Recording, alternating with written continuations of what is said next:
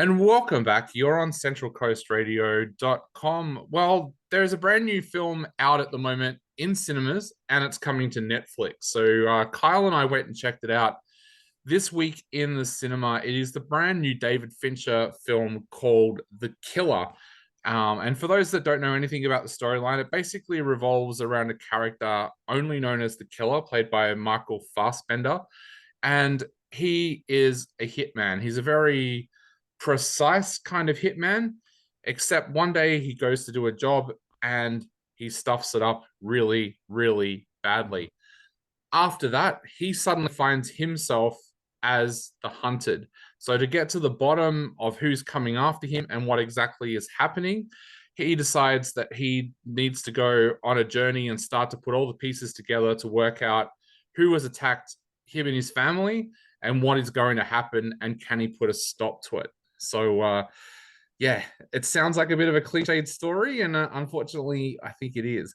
But Kyle, what did you think of The Killer by David Fincher? Yeah, I was interested in this one. I heard it's based on I believe a French graphic novel. Yeah. Um, Sorry, 1 minute.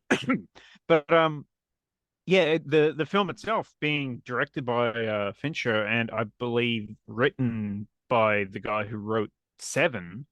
Yeah, I was usually excited for it to see what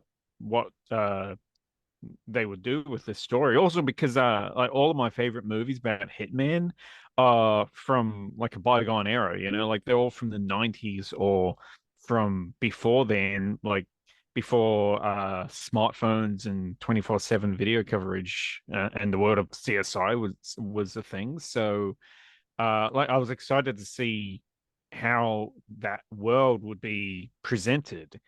Um but I thought it did actually really well. Something I like about Hitman movies, or something that I would like in the video game Hitman and the movies that are based on that. I always thought like how they would have been perfect if they were pretty much handled in the same way as No Country for Old Men, in that they were sort of like watching a character silently sort out problems in clever ways. And this did tap into that quite a lot. And I did like that. But at the same time, I did feel like it was a lot of stuff that I'd already seen done before in other movies. Yeah. And yeah, like the style of the film is really the highlight. And you can tell it's a Fincher movie, and it's a visually beautiful film, I thought, for I believe being filmed on digital, and it's got his look to it. But yeah, story wise, I also thought that it was particularly lacking, particularly in the characters. It just wasn't really enough there to really grab me to care about what was happening, as interesting as kind of diving into this world was. What did you think of it, David? Yeah, it was interesting that you said style there because my first thought with this film was it was all style and no substance. Um, Mm, I mm. love the way that the film looked. I thought it looked really, really special. And to be honest, I did like the inner dialogue, kind of Yeah, monologue that's playing all throughout this, like the because it was interesting, like it came across almost very like a theater piece, like a theater monologue, um where you never know where the conversation is going to go. One minute he'll be talking about what that moment is like when you pull the trigger as a hitman. Is it going to be all chaos, or is anyone even going to notice the person falling down? And then mm, the next minute he'll be talking about a reality television show. mm. So I liked that. It almost felt like I was listening to an audio book, like when that was being done. But yeah, I kept on waiting for a big moment. And like I not only do I watch a lot of movies like this, I watch a lot of television shows like Jack Reacher, and stuff like that, like a lot of spy stuff, a lot of criminal kind of stuff with TV shows. So I see a lot of this. And to be honest, this didn't feel like anything more special than an episode of Jack Reacher. Like it just, Mm. yeah, I don't know. Like even this sounds weird because I love David Fincher as a director, but I even thought like those Liam Hemsworth movies, Extraction, had Yeah, more story to them than what this did. Um, they kind of did. Yeah, more yeah, twists where and and like I do get that it's based on a graphic novel, and of course, like inner thought is a big part of graphic novel, but I don't know. I wanted to see something different. Whereas with this, it felt like it was just going from one location to another, killing someone and getting another piece like to the jigsaw puzzle. The only bit that I found interesting was like the way that this guy has all his different personas, like, and how he gets away with it. Like he'll fly into a city and use one driver's license to hire a car, and then he'll use another one to get out of the car park and stuff like that. That kind of element to it I found really interesting, but I just found there was nothing creative with I don't want to say with the kills because that just sounds like a horror movie, but there was nothing creative about the way he went about it. Like it was yeah, just show up to an office here, show up to a dude's house here, kind of thing. Yeah, like you mentioned Hitman before as a game. I even thought that like the first movie, had more to it than this. Like, mm. yeah, like I kept on finding myself thinking of movies like Transporter, and stuff like that, where we've seen all of this kind of stuff before. And yeah, it just to Yeah, me it was all style and no substance. definitely. I mean, it kind of feels like an episode of Dexter.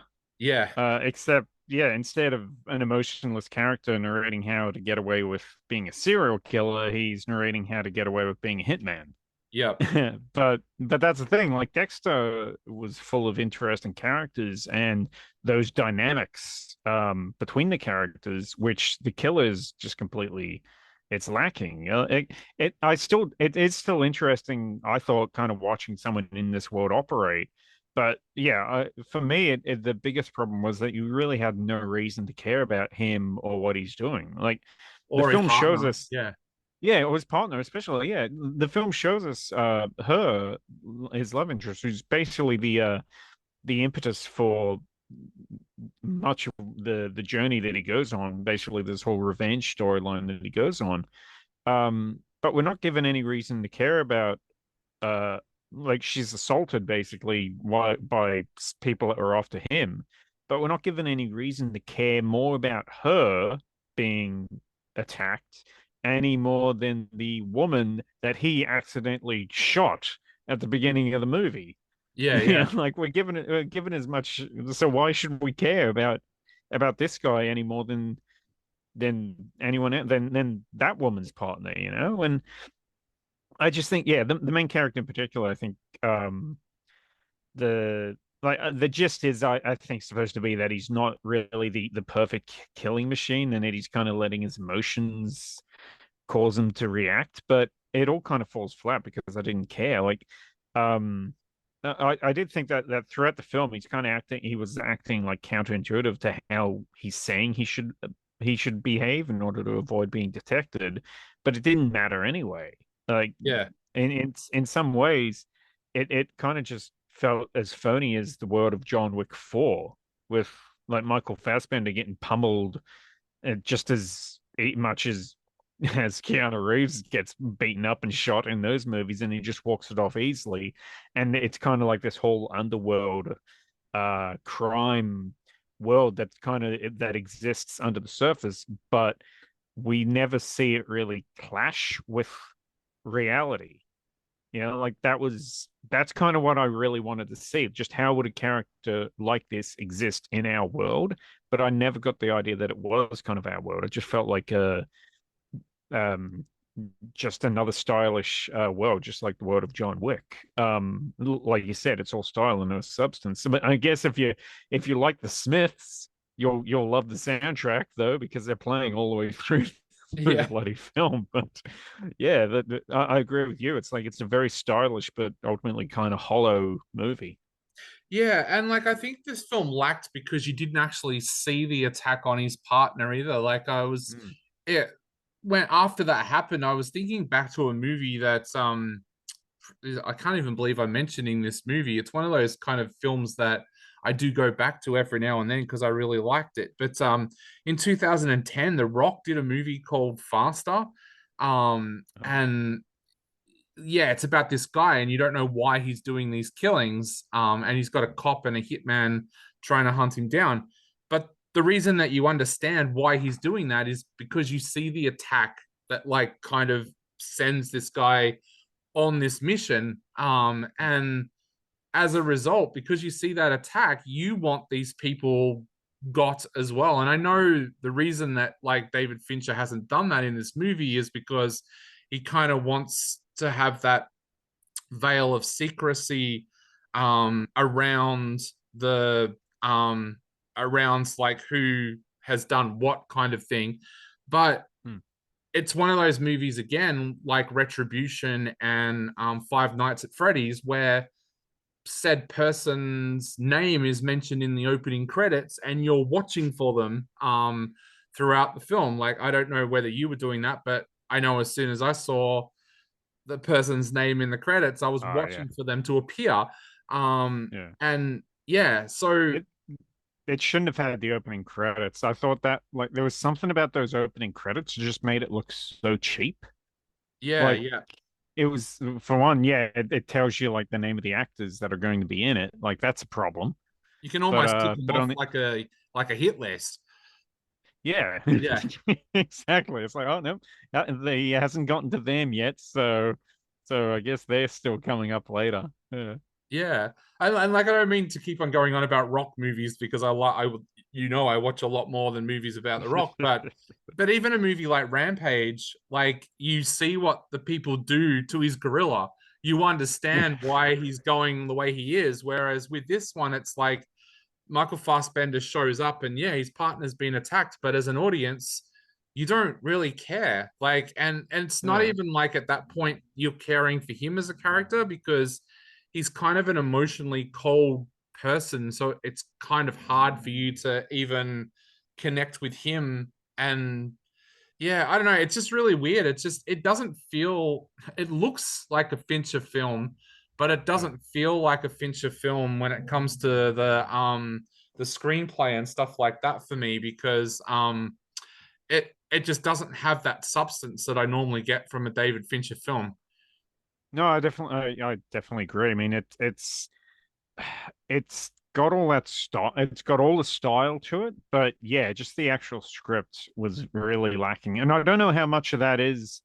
I mean, like we said, it is based on a graphic novel, but I'm not sure how much of like I can't really blame it entirely on that. I mean, they've adapted the story. They can make whatever changes to the story they want, Yeah, you know. And I know I do think that um the writer of this film, Andrew Kevin Walker, like at Beyond Seven, he's done other great movies. Like he did 8 mm and other like really interesting dark stories, like journeying into these kind of weird worlds, you know. And I just think that they could have done a lot better.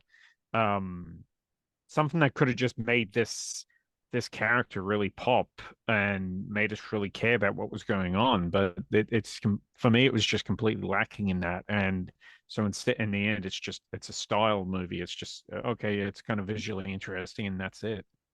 and did you ever really feel like he was in danger? Like to No. me, this kind of felt like one of those almost superhero movies where it's like they've got Superman and Superman Yeah. looks like he's gonna die, but Superman's not gonna die. It kind The of felt like that with for me as well. There was only like one real fight sequence that he was in where it looked like at any point mm, that he was gonna lose. So yeah, I agree. Yeah. there So wasn't yeah, even that suspense. that there was like a pretty intense brawl kind of scene in it, and that I thought was I really liked that as it was happening because it was kind of it wasn't just, oh great, it's some action, because it's like the movie didn't need to have it, like not every movie needs to have massive fight scenes and action scenes and everything. Um, but I liked, to one degree, I enjoyed just how brutal and how violent that was. Like it Yep. felt like a real fight. Like how fast it wasn't like overly choreographed. It wasn't overly uh overly fake. Like it felt like a brutal real fight. But as it went on, and then especially after that, like, okay, he's just walking this off. Like he's getting this, he's fighting a huge guy. This huge guy's belting him in the face with everything he's got and nothing. Yep. And yeah, It was it the just John Wick. It was the John Wick stare scene again. yeah, yep. It's just that. And it's like, yeah, it's like Michael Fassbender is like a fit dude, but he's not going to take a he's not going to take a full force punch to the face and keep walking, you know. It just wasn't yeah, it just kind of I agree with you. Like it felt that's what makes me feel like it felt like a movie like John Wick or something like that, Yeah. where it was just like a phony movie world. So Yeah. yeah. So, what are you going to give this one out of five, and why? Uh I still feel like I'll give this 3.5 out of 5, just because it's at least interesting. I have no interest in watching it again, but at least it's visually interesting, and mostly because of Fincher's direction and his cinematographer's work. Um, and I guess just to some extent, I did kind of like the methodical planning out of kills and that kind of thing. I did kind of like that. So I'm going to give it 3.5 out of 5. But I've got no interest in watching this film again. That's the problem. Yeah, I'm the same. I'm probably going to give this one 3 out of 5. I'm like you. The monologues were what kind of saved it for me. I found them really interesting, and of course, yeah, the Atticus Finch, Atticus Ross. Sorry, I always say Yes. Atticus Finch, Atticus Ross, soundtrack. Yeah, Yeah, yeah. imagine that. I Imagine Atticus Finch doing a soundtrack. Yeah, the Atticus yeah. Ross soundtrack, like that is something Yeah. I've already looked for on Spotify. I should have mentioned that. Yeah, I forgot to mention that, because there's so many songs by the Smiths in the movie. I forgot about the actual score, Yeah, and I thought that the score. I did like the score because it kind of it's like off-putting. It's got that Nine Inch Nails feel to it, and I the like whole that. thing with the Smiths and that though. Did you find that kind of derivative of Baby Driver?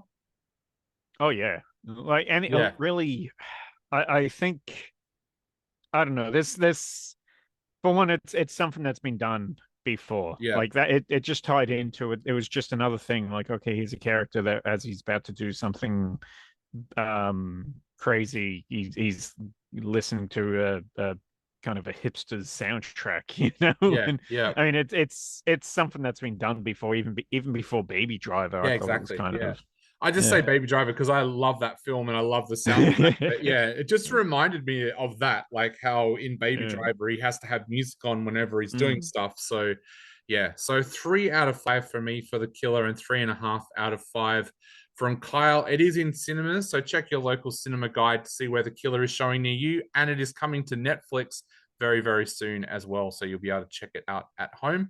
You're on centralcoastradio.com.